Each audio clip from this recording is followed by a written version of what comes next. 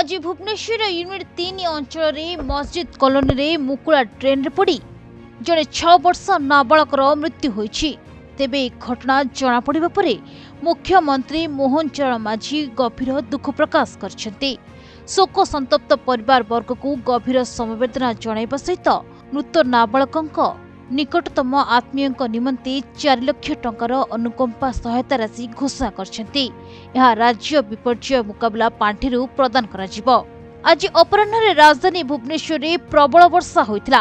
से समय रे यूनिट 3 मस्जिद कॉलोनी 6 वर्षर नाबालक राजेश तांको सांग साथी मानक सह ड्रेन पाखरे खेलुथिले। तेबे एतिकी बेले मुकुला ड्रेन रे खसी पड़िथिला नाबालक।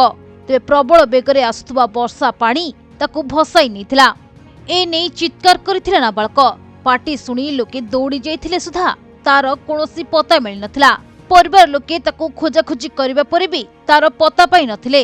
परे अग्निशम बाहिनी घटनास्थल पहुंची रेस्क्यू ऑपरेशन आरंभ करथिला। दीर्घ 4 घंटा परे नाबालक मिलिथिला।